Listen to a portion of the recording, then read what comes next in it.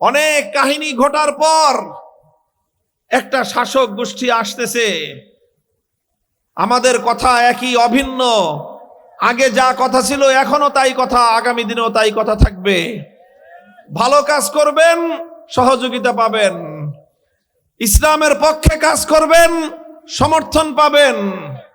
আল্লাহর কসম খেয়ে বলি, আল্লাহর কোরআনের বিরুদ্ধে, ইসলামের বিরুদ্ধে, মানুষের স্বার্থের বিরুদ্ধে কোন কার্যকলাপ যদি পরিচালিত হয়, আমাদের মুখ বন্ধ থাকবে না, আমাদের জবান বন্ধ থাকবে না। আমরা আল্লাহর কোরআনের কথা, হক কথা বলেই যাব ইনশাআল্লাহ।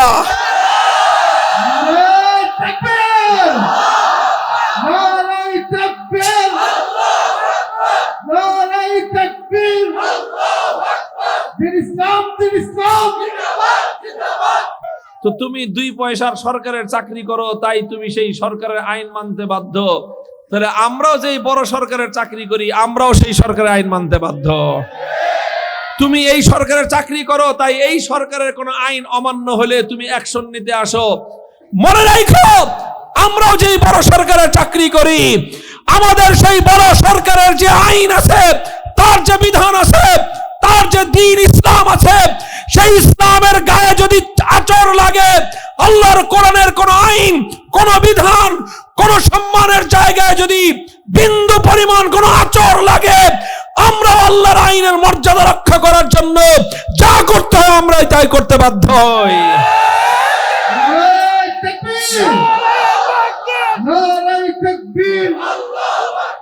আল কোরআনের আলম, আল কোরআনের আলম, ইসলামের শুকরা, সাবধান, নারায়ে তাকবীর।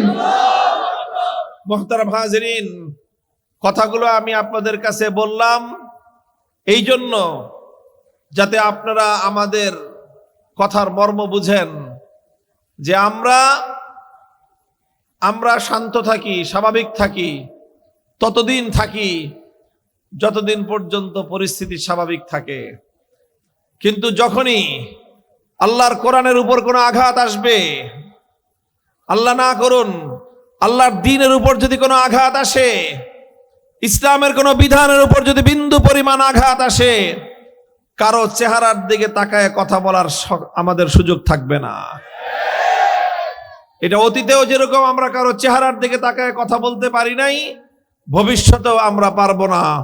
আমরা শুধুমাত্র আল্লাহর কোরআন এবং ইসলামের বিধানের দিকে তাকায় আমাদেরকে কথা বলতে হবে। আমি আপনাদের কাছে দোয়া চাই, সহযোগিতা চাই। আল্লাহ যেন এইভাবে আল্লাহর দ্বীনের খাদেম হিসেবে এবং দ্বীনের হক কথা বলার এই ইমানি চেতনা এবং জজবার উপর আল্লাহ যেন আমাকে আমৃত্যু কায়েম দায়েম রাখেন। আমি আপনাদের সামনে এখন রাত গভীরে দীর্ঘ কোনো আলোচনা করব না। আমি এসেছি আপনাদের সাথে দেখা করার জন্য, সাক্ষাৎ করার জন্য, আপনাদের কাছ থেকে দোয়া নেওয়ার জন্য, আর আপনাদেরকে আমার পক্ষ থেকে 1-2টা বার্তা দেওয়ার জন্য, 1-2টা মেসেজ আমি আপনাদের কাছে দিয়ে যেতে চাই। প্রথম কথা হলো যে আমাদের দায়িত্বটা কি আসলে। আমরা যারা আল্লাহর পক্ষ থেকে নাজিলকৃত আল্লাহর কোরআনের ইলম হাসিল করতে পেরেছি, আল্লাহ তৌফিক দান করেছেন, এবং রাসূল সাল্লাল্লাহু আলাইহি ওয়াসাল্লামের কাছ থেকে আমরা ইলমের আমানত যারা পেয়েছি, আমাদের এই ইলমের আমানতের দায়িত্বটা কি, এটা হলো প্রথমে ছোট্ট করে একটু আমি বলবো আপনাদের সামনে। রাসূল আকরাম সাল্লাল্লাহু আলাইহি ওয়াসাল্লাম হাদিসে পাকের মধ্যে ইরশাদ করেছেন, আল উলামা ওয়ারাসাতুল আম্বিয়া, যে আলেমগণ, যাদের কাছে আল্লাহ পাক রব্বুল আলামিন আসমানি ওয়াহির ইলম দান করেছেন, যাদের পক্ষে কোরআন হাদিসের ইলম আছে, তারা হলেন নবীদের উত্তরাধিকারী, তারা হলেন নবীগণের ওয়ারিস। নবীগণের ওয়ারিস মানে এটা কি? এর অর্থ হলো যে নবীদের অবর্তমানে তারা নবীদের জায়গায় দায়িত্ব পালন করবেন। নবীর যেই কাজ ছিল, আলেম ওলামাদের সেটাই হলো কাজ। নবীদের কাজ কি ছিল? নবীদের কাজের মধ্যে অন্যতম একটা কাজ ছিল আল আমরু বিল মারুফ ওয়ান নাহি আনিল মুনকার, মানুষকে সৎ কাজের আদেশ দেওয়া আর মানুষকে অন্যায় এবং অসৎ কাজ করতে নিষেধ করা। এটা সকল নবী পয়গম্বরদের গুরুত্বপূর্ণ কাজ ছিল। ভাই এটাকে করেন না, এটা কার? এই যে এইটা তো পয়গম্বর এবং নবী আলাইহিমুস সালাতু ওয়াস সালামদের গুরুত্বপূর্ণ কাজ ছিল মানুষকে সঠিক পথ দেখানো, মানুষকে সঠিক পথ প্রদর্শন করা। এটাই ছিল নবীদের কাজ। এখন সেই সঠিক পথে যদি কেউ চলে তাকে উৎসাহিত করা, সঠিক পথে যদি কেউ না চলে তাকে সঠিক পথের দিকে ফিরিয়ে আনা, সঠিক পথে চলতে যদি কেউ বাধা দেয় তাহলে সেই বাধাকে অতিক্রম করা, সেই বাধাকে উৎখাত করা, এটাই হলো নবীদের কাজ ছিল। তো আলহামদুলিল্লাহ, আল্লাহ পাক রব্বুল আলামিন আমাদের যাদের কাছে আসমানি ওয়াহির এলেমের আমানত রেখেছেন, আলেম হয়েছি, আল্লাহ আলেম বানিয়েছেন।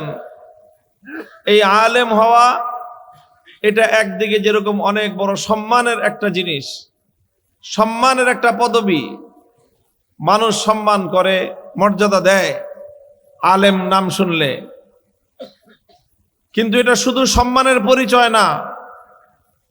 আলেম হওয়া যতটা বড় সম্মানের পরিচয়, তার চেয়ে বড় হলো আলেম হওয়া মানে এটা অনেক বড় একটা দায়িত্ব আর জিম্মাদারি। যখন কোনো মানুষ কোনো দায়িত্বের উপর সম্মান পায়, তখন দায়িত্বের সাথে সম্মানের সম্পর্কটা এরকম হয় যে দায়িত্ব পালন করলে সম্মান বাড়ে, দায়িত্ব পালন না করলে সম্মান কমে। শুধু কমে তাই নয়, বরং পানিশমেন্ট খাইতে হয়। এটা স্বাভাবিক কথা। যেরকম দেখেন সরকারি কর্মকর্তারা আছে, সরকারি বিভিন্ন সেক্টরে দায়িত্ব পালনকারী যারা, ধরে নেন পুলিশের কথাই, পুলিশের চাকরি যারা করে, বড় বড় অফিসার, আইজিপি, পুলিশের প্রধান, এটা অনেক বড় সম্মান না? কি বলেন? বিশাল সম্মানিত পদ। পুলিশের আইজিপি হওয়ার জন্য যারা পুলিশে চাকরি করে তাদের সারা জীবনের স্বপ্ন থাকে যে আমি একদিন আইজিপি হব।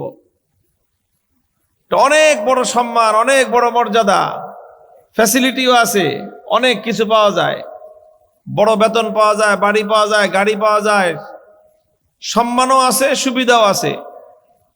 কিন্তু এই সম্মান আর সুবিধাটা কিসের উপর? দায়িত্বের উপর। তুমি যদি আইজিপি হিসেবে দায়িত্ব পালন করো, সম্মান পাবা, সুবিধাও পাবা। কিন্তু যদি আইজিপি হয়ে কেউ দায়িত্ব পালনে গাফলতি করে, ভুল করে, তাহলে আজ না হোক কাল, একদিন না একদিন এটার জন্য তাকে পানিশমেন্টেরও সম্মুখীন হওয়া লাগে। কথা ঠিক কিনা? এটা পরিষ্কার কথা। বাংলাদেশে এখন জেলখানায় যারা আছে, এদের মধ্যে এরকম পুলিশের আইজিপিও আছে, জানেন আপনারা? এমন লোক আছে সারা বাংলাদেশের পুলিশ চালাইতো, যে যার এক কথায় সারা দেশের পুলিশ উঠতো আর বসতো। এখন সেই লোকরে হ্যান্ডকাপ পরায়ে দড়ি দিয়ে বাইন্দা জেলখানায় নিয়ে গেছে, আছে না নাই? এরপরে সে কোন রকম রাজ সাক্ষী হয়ে গলার থেকে কোন রকম দড়িটা সরাইছে, জানেন আপনারা?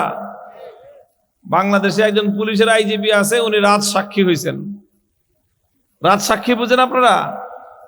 রাজ সাক্ষীর অর্থ হলো 5 জনে মিলে অপরাধ করেছে, 5 জনে মিলে অপরাধ করেছে।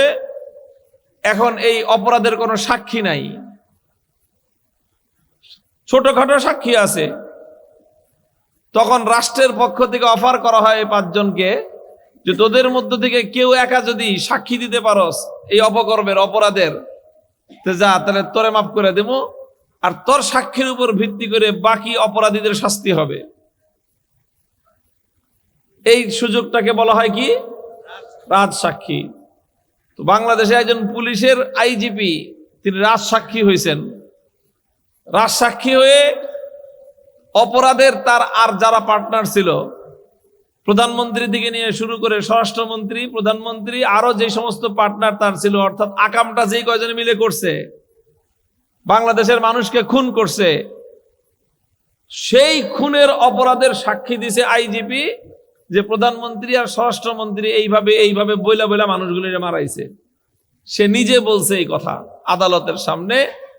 এখন সেই আইজিপির সাক্ষীর উপর নির্ভর করে সেই প্রধানমন্ত্রী আর স্বরাষ্ট্রমন্ত্রীর ফাঁসির অর্ডার হয়ে গেছে কোর্ট থেকে। তো আইজিপি যদি নিজে রাজসাক্ষী না হইতেন তাহলে ওই অপরাধের দায়ে তারও ফাঁসির অর্ডার হইতো, কিন্তু তার ফাঁসির অর্ডার হয়নি, তার 4 বছরের সাজা হয়েছে। তো এত বড় অপরাধ করে 4 বছরের সাজা হলো কেন? কারণ সে রাজসাক্ষী হয়েছে এই জন্য।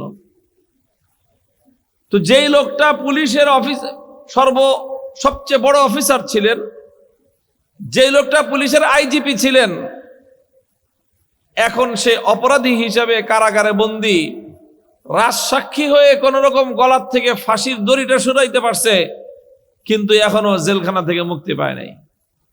কথা ঠিক? তা আমি কি বুঝাইতেছি? যে পুলিশের আইজিপি হওয়া অনেক বড় সম্মান এবং অনেক বড় মর্যাদার পরিচয়, অনেক সুযোগ সুবিধার পরিচয়, কিন্তু এই সম্মান আর মর্যাদা কতদিন? যতদিন সঠিকভাবে দায়িত্ব পালন করবে ততদিন। এই সুযোগ সুবিধা কতদিন? যতদিন সঠিকভাবে দায়িত্ব পালন করবে ততদিন। আর যদি দায়িত্ব পালন না করে তাহলে তার সম্মানও নাই, তার মর্যাদাও নাই, তার সুযোগ সুবিধাও নাই। তাহলে ওই দায়িত্বের কারণেই একটা মানুষকে আবার পানিশমেন্টের সম্মুখীন হতে হয়। এটা যেরকম দুনিয়ার অন্যান্য দায়িত্বের ক্ষেত্রে এই কথাটা যেরকম প্রযোজ্য, ঠিক তদ্রূপ ইসলামের ক্ষেত্রেও পরকালের বিষয়েও এই বিষয়টা সমানভাবে প্রযোজ্য। আলেম এটা একটা সম্মানিত পদ, মুজাহিদ এটা সম্মানের একটা উপাধি, হাজী সাহেব সম্মানের একটা উপাধি, আল্লাহর দ্বীনের মুজাহিদ এটা দ্বীনের সম্মানের একটা উপাধি। মনে রাখবেন, এই যতগুলি সম্মানের উপাধি আছে, এই প্রত্যেকটা উপাধির সম্মান আছে যেরকম, সাথে সাথে দায়িত্ব আছে। সম্মান ততদিন আছে দায়িত্ব পালন করবে যতদিন। কেউ যদি দায়িত্ব পালনে গাফলতি করে তাহলে সম্মান তো দূরের কথা, উল্টা পানিশমেন্টের সম্মুখীন হওয়া লাগে। এই জন্য আলেম হিসেবে আমাদের অনেক সম্মান আপনারা করেন, দুনিয়ার মানুষ করে, কারণ এই সম্মানটা আল্লাহ আমাদেরকে দিয়েছেন। কিন্তু মনে রাখতে হবে, আলেম হিসেবে যেই সম্মান আমরা পাই, আলেম হিসেবে আলেমগণ যেই সম্মান পান, এটা এই জন্য পান যে তারা আলেম হিসেবে কিছু দায়িত্ব পালন করেন, এই জন্য তাদের সম্মান। আলেম হিসেবে যে দায়িত্ব, সেই দায়িত্ব যদি তারা পালন না করতে পারেন তাহলে এটা তাদের জন্য কোনো সম্মান বয়ে আনবে না, বরং এটাই তাদের জন্য বড় ধরনের পানিশমেন্টের কারণ হবে। হাদিসের মধ্যে আসছে, আল্লাহ পাক রব্বুল আলামিন কিয়ামতের দিন সর্বপ্রথম 3 ব্যক্তির বিচার করবেন। তার মধ্যে এক ব্যক্তি হলো অনেক বড় আলেম, দেশের বিখ্যাত আলেম, সারা দেশের মানুষ, দুনিয়ার মানুষ তাকে চিনত, জানতো, সম্মান করত, এইরকম একজন আলেম। আল্লাহ পাক তাকে ডেকে জিজ্ঞাসা করবেন, হে অমুক আলেম সাহেব, আমি তো তোমাকে অনেক নিয়ামত দিয়েছিলাম, তোমাকে আমি কোরআন হাদিসের এলেম শিক্ষা করার সৌভাগ্য দান করেছিলাম, তুমি অনেক এলেম হাসিল করেছিলে, করে তারপরে তুমি কি দায়িত্ব পালন করেছো, এটার দ্বারা তুমি করছোটা কি? তখন আলেম জবাব দিবে যে, আল্লাহ, আপনি আমাকে যেই কোরআন হাদিসের এলেম শিক্ষা করার তৌফিক দিয়েছিলেন, সেই কোরআন হাদিসের এলেম শিক্ষা করে আমি মানুষের মধ্যে এলেম অনেক প্রচার করেছি, মানুষকে আমি এলেম শিক্ষা দিয়েছি, মানুষকে আমি সৎ পথের দিকে ডেকেছি, শুধুমাত্র আপনাকে খুশি করার জন্য, আপনাকে রাজি করার জন্য। আল্লাহ বলবেন যে সব কথা তোমার ঠিক আছে, যে তুমি মানুষকে অনেক এলেমের কথা শুনাইতা, তুমি মানুষের কাছে ওয়াজ করতা, মানুষের কাছে তুমি দ্বীনের প্রচার করতা, এই সব কথা ঠিক আছে, কিন্তু তোমার একটা কথা শুধু মিথ্যা। তুমি যে বললা আমাকে খুশি করার জন্য তুমি করতা, এই কথাটা তোমার মিথ্যা।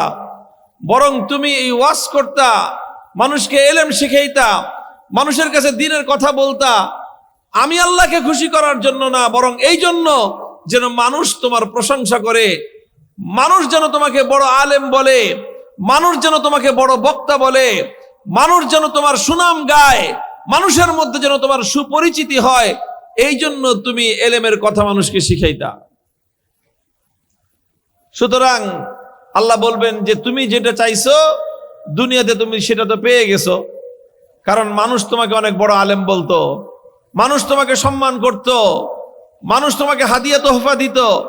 কাজী তোমার যেটা চাওয়া ছিল সেই চাওয়া তো তুমি পেয়ে গেছো দুনিয়াতে, তো আজকে আমার কাছে তুমি আর কি চাও? সুতরাং আজকে আমার কাছে তোমার কোনো বিনিময় নাই। এরপর আল্লাহ পাক ফেরেশতাকে ডাক দিয়ে বলবেন যে এই হুজুরের ঠ্যাংটা ধর, ঠ্যাং ধরে উপরের দিকে ঝুলা, মাথা নিচে ঠ্যাং উপরে। ফেরেশতারা এই বড় আলেমের, দেশের মধ্যে নাম করা আলেম, মানুষের মধ্যে খুব সুপরিচিত বক্তা আলেম, আল্লাহর নির্দেশে ফেরেশতার ঠ্যাংটা ধরে মাথা নিচের দিকে করে ঝুলাইয়া, মুরগির যেরকম ঠ্যাং ধরে ঝুলাইয়া নিয়ে যান না, এই মুরগির মতো করে ঠ্যাং ধরে উপরের দিকে ঝুলাইয়া নিয়ে এই হুজুরে জাহান্নামের মধ্যে ফালায়ে জাহান্নাম উদ্বোধন করা হবে। এটা আমার কথা না, বুখারী শরীফের হাদিস। 3 ব্যক্তিকে দিয়ে জাহান্নাম উদ্বোধন করা হবে। এক ব্যক্তি হলো আলেম, আর এক ব্যক্তি হলো দানবীর, আর এক ব্যক্তি হলো মুজাহিদ। যারা মুজাহিদ জিহাদ করেছে, দানবীর দান করেছে, আলেম এলেম শিক্ষা দিয়েছে, কিন্তু আল্লাহর জন্য করে নাই, মানুষের মধ্যে পরিচিতি অর্জন করার জন্য করেছে, তাদেরকে দিয়েই কিয়ামতের দিন জাহান্নাম উদ্বোধন করা হবে। মুহতারাম হাজিরিন, আমি একটা কথা আপনাদেরকে বলে আলোচনা শেষ করব, যে আল্লাহ পাক রব্বুল আলামিন আমাদেরকে আলেম বানিয়েছেন। এটা একটা সম্মানের পরিচয়, এটা একটা মর্যাদার পরিচয়। আপনারা আমাদেরকে সম্মান দেন, মর্যাদা দেন, কিন্তু এটা ভুলে গেলে চলবে না যে এই সম্মান আর এই মর্যাদা এটা হলো দায়িত্ব পালনের উপর নির্ভর করবে। যদি আমি দায়িত্ব পালন করতে পারি, আল্লাহ আমার সম্মান আরো বৃদ্ধি করে দিবেন। খোদার কসম খেয়ে বলি, কোন আলেম যদি এলেমের প্রতি তার সম্মান এবং তার দায়িত্ব পালন করে, তাম পৃথিবীর মানুষ যদি তার শত্রু হয়ে যায়, সারা দুনিয়ার মানুষ যদি তাকে অসম্মান করতে চায়, খোদার কসম কেউ তাকে অসম্মান করতে পারবে না। যে ব্যক্তি আল্লাহর কোরআনের এলেমকে সঠিকভাবে প্রচার করবে, আল্লাহর জন্য যে এলেমের খেদমত করবে, আল্লাহ তার সম্মান বৃদ্ধি করতেই থাকবেন। তাম পৃথিবী মিলে তার সম্মান কমাতে পারবে না। আর যদি দায়িত্ব পালন করতে কেউ গাফলতি করে, যত বড় আলখেল্লা পড়ুক, যত বড় পাগড়ি মাথায় দিক, যত বড় জুব্বা পড়ুক, এলেম ধারণ করার পর, এলেম হাসিল করার পর যদি কেউ এলেমের আমানত রক্ষা না করে, এলেম তাকে যা বলতে বলে সে যদি সেটা না বলে, সে যদি কোনো শিল্পপতিকে খুশি করার জন্য কথা বলে, সে যদি কোনো নেতাকে খুশি করার জন্য কথা বলে, সে যদি কোনো প্রধানমন্ত্রীকে খুশি করার জন্য কথা বলে, কোন মন্ত্রীকে খুশি করার জন্য সে কথা বলে, আল্লাহকে খুশি না করে বান্দাকে খুশি করার জন্য যেই আলেম আল্লাহর দ্বীনের বিরুদ্ধে কোনো কথা বলবে, আল্লাহর দ্বীন যেই কথা বলতে দায়িত্ব দিয়েছে সেই কথাকে পাশ কাটায় অন্য কথা বলবে, খোদার কসম খেয়ে বলি সেই আলেম আল্লাহর দ্বীনের এলেমের আমানত রক্ষা করে নাই সে। মুহতারাম হাজিরিন, আমি আপনাদের কাছে দোয়া চাই। আমি জানি আপনারা আমাকে মহব্বত করেন, কেন আমার চেহারা দেখে আমাকে মহব্বত করেন না। আপনারা মহব্বত এই জন্য করেন না আমাকে যে আমি আপনাদেরকে দুনিয়ার কোনো সুযোগ সুবিধা দেই, কারণ আমার দ্বারা আপনাদের দুনিয়ার কোনো সুযোগ সুবিধা অতীতেও পান নাই, বর্তমানেও পাইতেছেন না, ভবিষ্যতেও দুনিয়ার সুযোগ সুবিধা পাওয়া আমার দ্বারা আপনাদের কোনো সম্ভাবনাই নাই। এরপরে আপনারা মহব্বত করেন আমাকে, এরপরে আপনারা আমাকে ভালোবাসেন। রাত বাজে প্রায় 12:15, হাজার হাজার মানুষ বসে আছেন, আমাকে মোহাব্বত করেন। কেন মোহাব্বত করেন? শুধু একটা কারণে, আপনাদের বিশ্বাস, আপনাদের অন্তরের মধ্যে একটা বিশ্বাস আছে যে মামুনুল হক কোরআনের হক কথাগুলো বলে। বাস, এটা ছাড়া অন্য কোনো কারণ নাই আমাকে মোহাব্বত করার। আপনারা আমাকে ততদিন মোহাব্বত করবেন যতদিন দেখবেন যে আমি হক কথাগুলো বলতেছি। আল্লাহ না করুক, আল্লাহ না করুন, আল্লাহ আমাদেরকে হেফাজত করুন, আজ বাদে কালকে যদি আমি কারো চাটুকারিতা করি, আমি যদি কারো চামচামি আর দালালি করা শুরু করি, আল্লাহর কোরআনের হক কথাগুলি বাদ দিয়ে যদি আমি দুনিয়ার কোনো শাসক গোষ্ঠীর চামচামি করা শুরু করি, তখন আপনারা মোহাব্বত তো দূরের কথা, আমার নাম শুনলে থুতু মারবেন। এবং আমিও বলি সেটাই আপনাদের করা দায়িত্ব এবং সেটাই আপনাদের করা উচিত। হযরত ওমর ফারুক রাদিয়াল্লাহু তাআলা আনহু, তিনি যখন অর্ধজাহানের খলিফা, তিনি একদিন মসজিদে দাঁড়িয়ে সাধারণ মুসল্লিদের কাছে জিজ্ঞাসা করেছিলেন যে, হে আমার মুসলমান ভাইয়েরা, আমি তোমাদের শাসক, আমি ওমর, আমি যদি কোনোদিন ভুল করি, আল্লাহর কোরআন এবং নবীর হাদিসের পথ ছেড়ে তোমাদেরকে যদি আমি ভুল পথে পরিচালিত করার চেষ্টা করি, তাহলে তোমরা আমার সাথে কেমন আচরণ করবে? আল্লাহু আকবার! এত প্রভাবশালী একজন খলিফা, রাষ্ট্রনায়ক, তিনি যখন এই প্রশ্ন করলেন, কেউ কিছু বলে না যে কি বলা যায় এই প্রশ্নের জবাবে। মধ্যখান থেকে একজন যুবক দাঁড়ায় গেল, দাঁড়ায় গিয়ে বলল, ওমর, আপনি যদি ইসলামের সঠিক পথ থেকে ডানে বামে অন্য দিকে যদি আপনি বিচ্যুত হয়ে যান, সরল সঠিক পথ থেকে যদি আপনি সরে দাঁড়ান, উন্মুক্ত তরবারি বের করে বলল, আমার এই তরবারি দিয়ে আপনাকে সোজা করে ছেড়ে দিব। হযরত ওমর রাদিয়াল্লাহু তাআলা আনহু এই যুবকের কথা শুনে আনন্দে তিনি আত্মহারা হয়ে পড়লেন, আল্লাহর শুকরিয়া আদায় করা শুরু করলেন যে, আল্লাহ, এখনো তুমি মুসলমানদের মধ্যে এমন যুবক রেখে দিয়েছো, এমন যুবক সৃষ্টি করে দিয়েছো যে তাদের শাসক যদি ভুল করে, তাহলে সেই যুবক হিম্মত করে বলতে পেরেছে, আমার তরবারি শাসক তোমাকে সোজা করে ছাড়বে। মুহতারাম হাজিরিন, মনে রাখেন, এটাই হলো ইসলামের শিক্ষা, এটাই হলো ইসলামের সৌন্দর্য, কিয়ামত পর্যন্ত এটাই হলো ইসলামের সঠিক আদর্শ। আমরাও সেই কথা বলি। অনেক কাহিনী হয়ে, অনেক কাহিনী ঘটার পর একটা শাসক গোষ্ঠী আসতেছে, আমাদের কথা একই, অভিন্ন, আগে যা কথা ছিল এখনো তাই কথা, আগামী দিনেও তাই কথা থাকবে। ভালো কাজ করবেন, সহযোগিতা পাবেন, ইসলামের পক্ষে কাজ করবেন, সমর্থন পাবেন।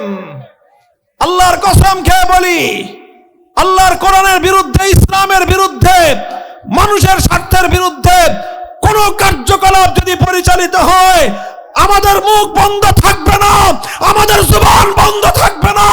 আমরা আল্লাহর কোরআনের কথা, হক কথা বলেই যাব ইনশাআল্লাহ।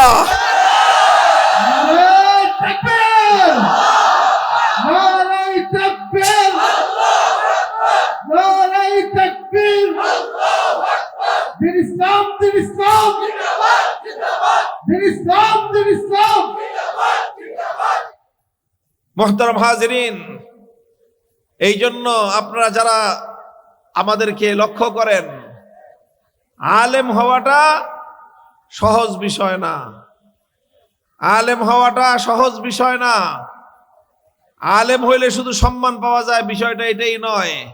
সম্মান যেরকম পাওয়া যায়, দায়িত্ব পালন করতে হয়। দায়িত্ব পালন যদি না করে, তাহলে এর জন্য দুনিয়াতে না হইলেও আখিরাতে আল্লাহর কাছে কাঠগড়ায় দাঁড়ায় জবাব দিতে হবে, পাই পাই হিসাব দিতে হবে। আল্লামা শামসুল হক ফরিদপুরি রহমতুল্লাহ আলাইহি, আমাদের দাদা ওস্তাদ শামসুল হক ফরিদপুরি, পাকিস্তান আমলে যখন general Ayub Khan field marshal, তিনি আল্লাহর কোরআনের বিরুদ্ধে একটা আইন পাশ করলেন। আইন পাশ করলে হযরত শামসুল হক ফরিদপুরি সদর সাহেব হুজুর সেই আইনের বিরুদ্ধে প্রোটেস্ট করলেন। দেশের সাধারণ মানুষদেরকে নিয়ে তিনি তার প্রতিবাদ করলেন। প্রতিবাদ করার পরে আইয়ুব খানের শাসকের পক্ষ থেকে গভর্নর যিনি ছিলেন পূর্ব পাকিস্তানে, তিনি শামসুল হক ফরিদপুরি রহমতুল্লাহ আলাইহির সাথে মিটিং করলেন। মিটিং করে হুজুরকে বললেন যে দেখেন হুজুর, আমরা তো বুঝেন তো, আমরা তো সরকারি চাকরি করি, কাজেই সরকারের অর্ডার আমরা তো বাস্তবায়ন করতে বাধ্য। সরকার মার্শাল ল জারি করেছে এবং আইন পাশ করেছে। এখন আপনারা যদি এই আইনের বিরুদ্ধে প্রতিবাদ করেন তো মার্শাল ল ভঙ্গ হলে আপনার বিরুদ্ধে তো আমরা অ্যাকশনে যেতে বাধ্য হব। এই কথা বলছে, এই জাতীয় কথা। তো যখনই বলছে প্রশাসনের কর্মকর্তারা যে হুজুর বুঝেন তো আমরা চাকরি করি, সরকারি চাকরি করি, এটা কয় না অনেক সময় আইসা পুলিশরা বলেন, সরকারি কর্মকর্তারা আইসা অনেক সময় আমাদেরকে বলে যে হুজুর কি করব বুঝেন তো, আমরা তো সরকারি চাকরি করি, এখন সরকারের অর্ডার আমাদের তো মানতে হয়। হুজুরকে ওই কথা বলছে যে হুজুর বুঝেন তো, আমরা তো সরকারি চাকরি করি, সরকারের অর্ডার মানতে তো আমরা বাধ্য। হুজুর তখন সঙ্গে সঙ্গে বলছে, হ্যাঁ খুব সুন্দর কথা বলছেন, ভালো কথা বলছেন, আপনারা সরকারের চাকরি করেন, এই জন্য সরকারের আইন আপনারা মানতে বাধ্য, সরকারের কথা বাস্তবায়ন করতে আপনারা বাধ্য। এটা না করে আপনারা পারবেন না। আমাদের কথাও মনে রাখেন, আমরা এক বড় সরকারের চাকরি করি। আপনি দুনিয়ার সাধারণ একজন সরকারের চাকরি করেন, সাধারণ একটা রাষ্ট্রের সরকার, 5 বছরের সরকার, 2 বছরের সরকার, 1 বছরের সরকার, ফুটুস করে দিলে তার নিজেরই ক্ষমতা থাকে না। দুর্বল সরকারের আপনারা চাকরি করেন। তো আপনারা দুর্বল এই সরকারের চাকরি করেন, দুনিয়ার সাধারণ এক সরকারের চাকরি করেন, তাই আপনাদের মনোভাব হলো যে সরকার যা বলবে আপনারা সেটা করতে বাধ্য। তাহলে মনে রাখেন, আমরা যারা আলেম, আল্লাহ আমাদের যাদের পক্ষে কোরআন হাদিসের এলেমের আমানত রেখেছেন, আমরাও এক বড় সরকারের চাকরি করি। আমরা এমন এক সরকারের চাকরি করি যেই সরকার কোনোদিন মরবে না। আমরা এমন এক সরকারের চাকরি করি যেই সরকারের কোনোদিন ক্ষমতা যাবে না। আমরা এমন এক সরকারের চাকরি করি যেই সরকার সকল সরকারের সরকার। আমরা এমন এক সরকারের চাকরি করি যেই সরকার কাউকে চাইলে ক্ষমতায় বসান, যেই সরকার চাইলে কাউকে মুহূর্তের মধ্যে কান ধরে ক্ষমতা থেকে বাইরে বের করে দেন। আমরা সেই সরকারের চাকরি করি যেই সরকারের আইন অনুযায়ী আসমান এবং জমিনের সবকিছু পরিচালিত হয়। তো তুমি 2 পয়সার সরকারের চাকরি করো, তাই তুমি সেই সরকারের আইন মানতে বাধ্য। তাহলে আমরাও যেই বড় সরকারের চাকরি করি, আমরাও সেই সরকারের আইন মানতে বাধ্য। তুমি এই সরকারের চাকরি করো, তাই এই সরকারের কোন আইন অমান্য হলে তুমি অ্যাকশন নিতে আসো। মনে রাখো, আমরাও যেই বড় সরকারের চাকরি করি, আমাদের সেই বড় সরকারের যে আইন আছে, তার যে বিধান আছে, তার যে দ্বীন ইসলাম আছে, সেই ইসলামের গায়ে যদি আঁচড় লাগে, আল্লাহর কোরআনের কোন আইন, কোন বিধান, কোন সম্মানের জায়গায় যদি বিন্দু পরিমাণ কোন আঁচড় লাগে, আমরা আল্লাহর আইনের মর্যাদা রক্ষা করার জন্য যা করতে হয় আমরাই তাই করতে বাধ্য হই। নারায়ে তাকবীর, নারায়ে তাকবীর, আল কোরআনের আলম, আল কোরআনের আলম, ইসলামের শত্রুরা সাবধান। নারায়ে তাকবীর। মুহতারাম হাজিরিন, কথাগুলো আমি আপনাদের কাছে বললাম এই জন্য যাতে আপনারা আমাদের কথার মর্ম বুঝেন, যে আমরা শান্ত থাকি, স্বাভাবিক থাকি, ততদিন থাকি যতদিন পর্যন্ত পরিস্থিতি স্বাভাবিক থাকে। কিন্তু যখনই আল্লাহর কোরআনের উপর কোনো আঘাত আসবে, আল্লাহ না করুন, আল্লাহর দ্বীনের উপর যদি কোনো আঘাত আসে, ইসলামের কোন বিধানের উপর যদি বিন্দু পরিমাণ আঘাত আসে, কারো চেহারার দিকে তাকায় কথা বলার আমাদের সুযোগ থাকবে না। এটা অতীতেও যেরকম আমরা কারো চেহারার দিকে তাকায় কথা বলতে পারি নাই, ভবিষ্যতেও আমরা পারবো না। আমরা শুধুমাত্র আল্লাহর কোরআন এবং ইসলামের বিধানের দিকে তাকায় আমাদেরকে কথা বলতে হবে। আমি আপনাদের কাছে দোয়া চাই, সহযোগিতা চাই। আল্লাহ যেন এইভাবে আল্লাহর দ্বীনের খাদেম হিসেবে এবং দ্বীনের হক কথা বলার এই ইমানি চেতনা এবং জজবার উপর আল্লাহ যেন আমাকে আমৃত্যু কায়েম দায়েম রাখেন। ইনশাআল্লাহ আমাদের এই বাংলাদেশ, এই চূড়ান্ত বাংলাদেশের চূড়ান্ত পরিচয় হলো ইসলামের বাংলাদেশ। অন্য কোনো কিছু দিয়ে হবে না। এই বাংলাদেশের চূড়ান্ত পরিণাম হবে ইসলাম ইনশাআল্লাহ। ধাপে ধাপে ইসলামের দিকে বাংলাদেশ অগ্রসর হচ্ছে। আজ না হয় কাল, কাল না হয় পরশু এই বাংলাদেশে আল্লাহর কোরআনের রাজ কায়েম হবে ইনশাআল্লাহ। প্রস্তুত থাকবেন তো? প্রস্তুত থাকেন ইনশাআল্লাহ। হতাশার কোনো কারণ নাই। ইনশাআল্লাহ ইসলাম হবে বাংলাদেশের চূড়ান্ত গন্তব্য। আর আমার জন্য দোয়া করবেন। আমি আপনাদের কাছে দোয়া চাই যেন হকের কথাগুলো, ইসলামের কথাগুলো যেন আমি আমরণ এভাবেই বলে যেতে পারি, এবং শুধু বলা নয়, গোটা জাতিকে নিয়ে ইসলাম বিরোধী, কোরআন বিরোধী যে কোনো অপতৎপরতাকে যেন রুখে দিতে পারি। অতীতে আল্লাহ পাক রব্বুল আলামিন আমাদেরকে যেভাবে তৌফিক দান করেছিলেন, ইসলাম বিরোধী, ঈমান বিরোধী প্রত্যেকটা এজেন্ডাকে আমরা রুখে দাঁড়িয়েছিলাম। মূর্তি সংস্কৃতি, শিরকি সংস্কৃতি আমরা বাস্তবায়ন হতে দেই নাই। আল্লাহর মেহেরবানিতে, আল্লাহর রহমতে বাংলার মাটি সেটাকে যেভাবে আমরা প্রতিরোধ করেছিলাম, ভবিষ্যতেও এইরকম ভাবেই যেন আমরা আমাদের দেশকে, আমাদের জাতিকে, আমাদের এই জনপদকে যেন আল্লাহ রাব্বুল আলামিন রক্ষা করেন, আমরা যেন সেই জন্য ভূমিকা পালন করতে পারি। সেই দোয়াটুকু আমি আপনাদের কাছে চাই। বাস এটুকুই আমি আমার কথা বললাম। আল্লাহ আমাদের সকলকে কবুল করুন। বাংলাদেশটাকে আল্লাহ পাক সকল ধরনের ফিতনা ফাসাদ থেকে, অনইসলামিক কর্মকাণ্ড থেকে আল্লাহ পাক রক্ষা করুন। ওয়া আখিরু দাওয়ানা আলহামদুলিল্লাহি রাব্বিল আলামিন। জি, এখন একটু দোয়া করব আমরা। বসেন সবাই। সুবহানাল্লাহি ওয়া বিহামদিহি সুবহানাল্লাহিল আযীম। আল্লাহুম্মা সাল্লি আলা মুহাম্মদ ওয়া আলা আলি মুহাম্মদ কামা সাল্লাইতা আলা ইব্রাহিম ওয়া আলা আলি ইব্রাহিম ইন্নাকা হামিদুম মাজিদ। ইয়া হাইয়্যু ইয়া কাইয়্যুম বিরহমাতিকা নাস্তাগীস আসলিহ লানা শানানা কুল্লাহ ولا تكلنا إلى أنفسنا طرفة عين. اللهم إنا نسألك فعل الخيرات وترك المنكرات وحب المساكين وأن تغفر لنا وترحمنا أجمعين. إله العالمين رب العالمين রাত গভীরে আল্লাহ আমরা আপনার বান্দারা আপনার শাহী দরবারে হাত উত্তোলন করেছি মালিক। আল্লাহ আমাদের হাতগুলোকে আপনি কবুল আর মঞ্জুর ফরমান। আয় আল্লাহ আজিমুস শান এই মাহফিলকে আপনি কবুল করুন। আয় আল্লাহ এই মাহফিলের যারা আয়োজন করেছেন, সহযোগিতা করেছেন, তাদের সকলকে আপনি উত্তম বিনিময় দান করুন। খাস করে আল্লাহ যে সকল প্রবাসী ভাইয়েরা এই মাহফিলের কামিয়াবির জন্য সহযোগিতা করেছেন, অংশগ্রহণ করেছেন, উদ্যোগ নিয়েছেন, আয় আল্লাহ পরিবার পরিজন থেকে অনেক দূরে প্রবাস জীবনে তারা বসবাস করে, আয় আল্লাহ তাদের সকলকে আপনি খাস রহমতের দ্বারা আবৃত করে রাখেন, বিপদ আপদ থেকে হেফাজত করেন। আয় আল্লাহ তাদের পরিবার পরিজন সহ তাদের সকলকে আপনি শান্তি এবং নিরাপদে রাখেন। ইলাহুল আলামিন রব্বুল আলামিন আমাদের বাবা মা আপনজনদেরকে আল্লাহ আপনি মাফ করে দিন। আয় আল্লাহ যাদের বাবা মা হায়াতে আছে, জীবিত আছে, আয় আল্লাহ সুস্থতার সাথে দীর্ঘ নেক হায়াত দান করেন।